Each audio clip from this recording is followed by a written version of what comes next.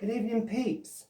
Lee's here again, and tonight I'm delighted to be bringing us the very first of 2024 Bits Between the Bits.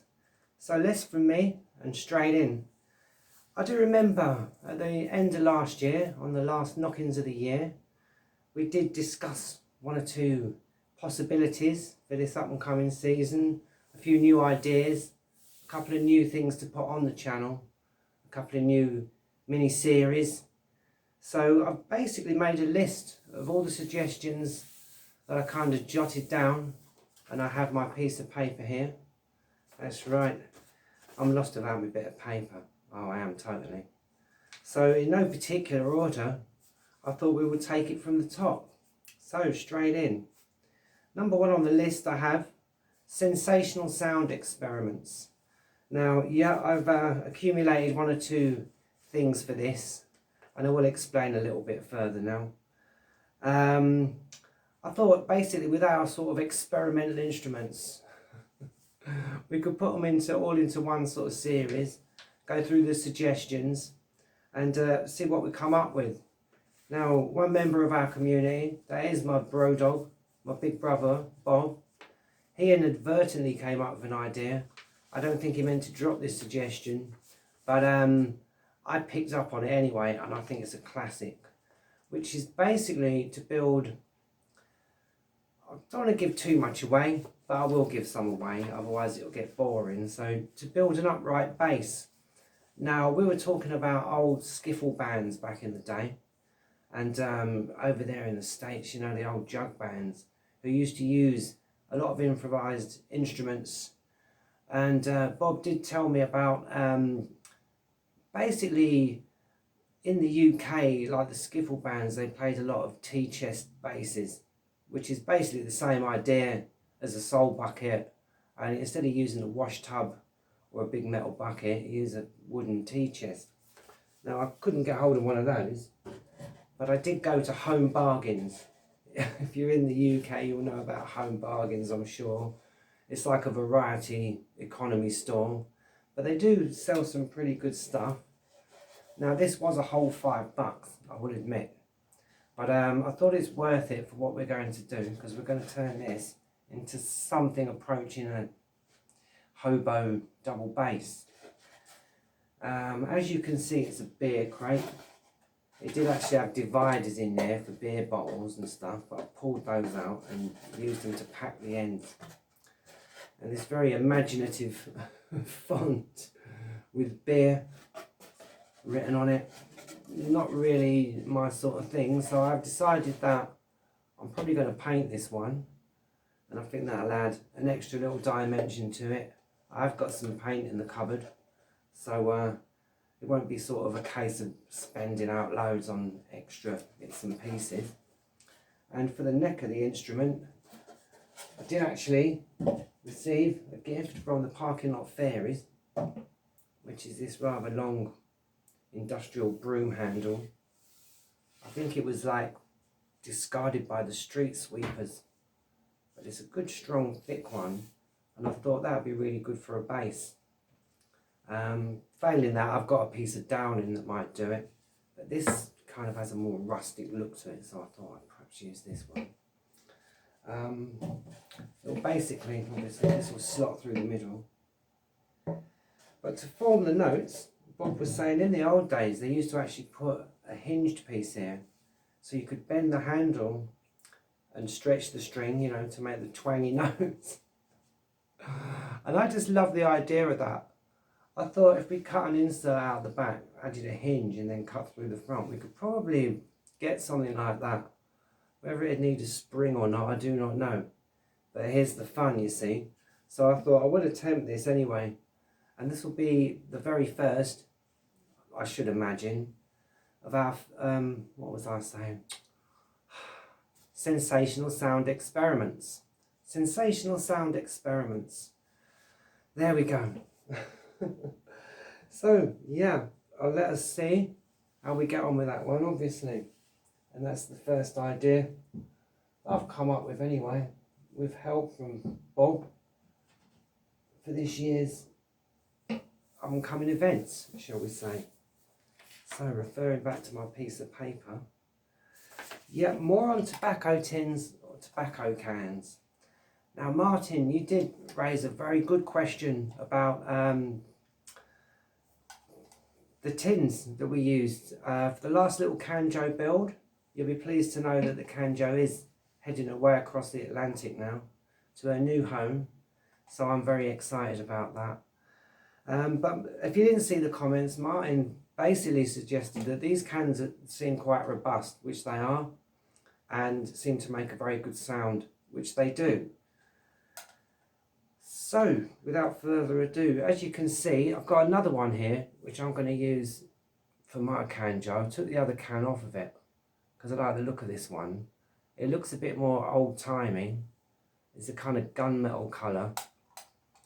And I wanted to show you this, Martin, because I wanted to explain about this little device in here, which clearly is some sort of holder for cigarette papers.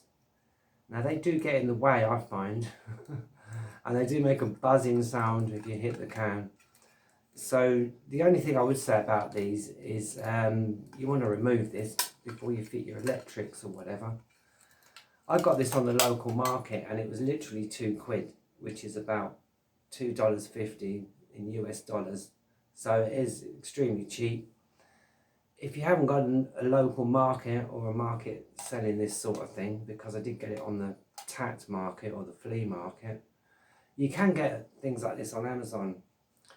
But yeah, I would say they do make an excellent sound. I've used ordinary sort of modern tobacco tins before for resonators and stuff like that. But these actually are thicker. They've got thicker walls. They look nice. They're only $2.50, and that sort of hinged lid is also quite a useful thing. So basically, to remove this piece here, pretty self-explanatory. You can see there's a pin that runs through the hinge, and it's best just to get, if really, I can't remember what I used. I think it was a very thin nail. Hold it in the jaws of your bench, or if you've got a vice, even better, and then just knock it out as you would with, say, a pin punch. You know, just something thin there. Watch your fingers, obviously. Give it a tap, and it will come out the end a bit, and then you can just pull it out straight with pliers. You know, they're not that rigidly built that you can't just pull that out. There's a little spring there, but that'll just fly off. You don't really need to retain it. I've tried to put them back on, but they never do. But it will still, once you put the pin back in, it will still open and shut perfectly well. I think that's just so you can close it with one hand or something like that. So, hope that answers your question anyway, Martin. And it was an excellent question, by the way, because that was kind of the result of the experiment. Do these make a decent sound? And I was quite amazed, especially, you know, with the pickup. They do make quite a good sound.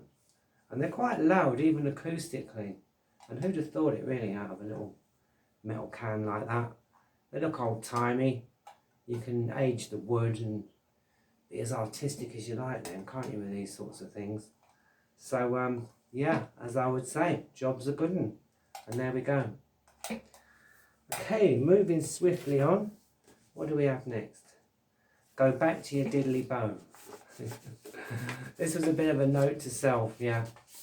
After, as I've mentioned before, and I did hear Justin Johnson say this many years ago, and straight away I knew exactly what he meant.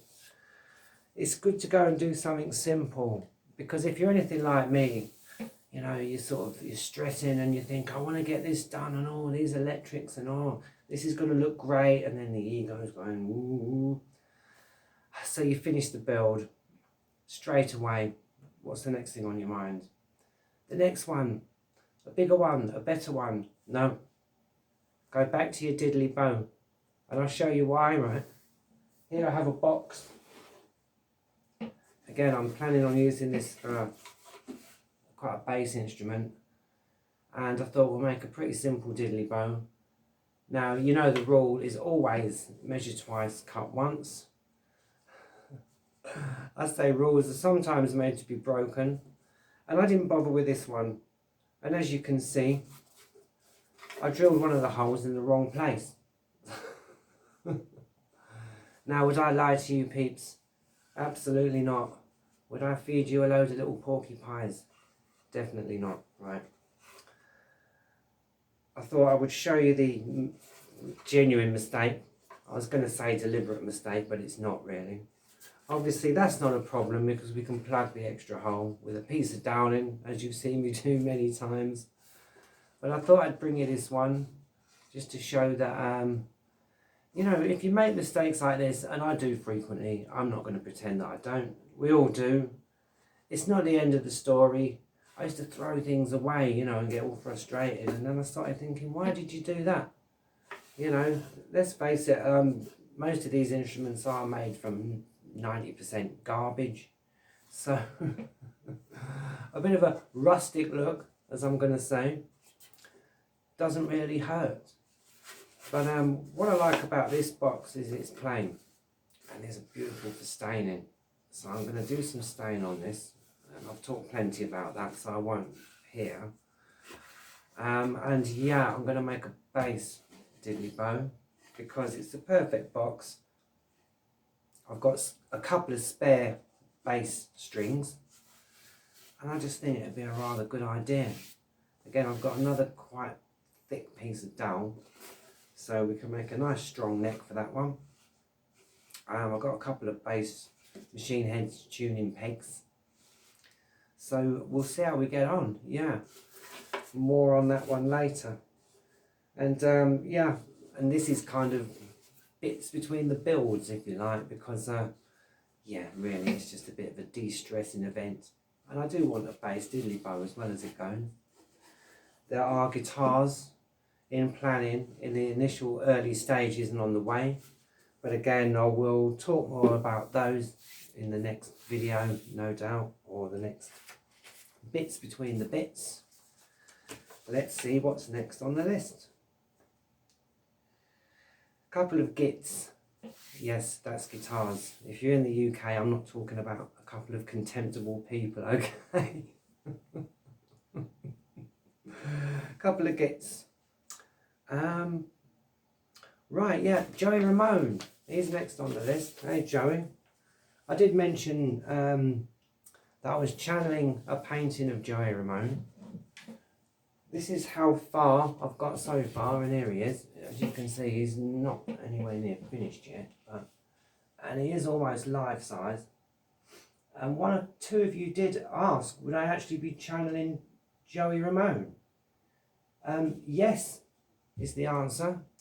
I'm quite happy to do that, and I will channel him. I think Peg, you asked, and one or two other people actually, because so many of us know each other across different communities and on different live chats. I sometimes forget who asked what and where. But yeah, quite happy to do that. I do need to build a bit of a rapport, but I've been doing that while I've been channeling this painting, and I'm quite pleased with it.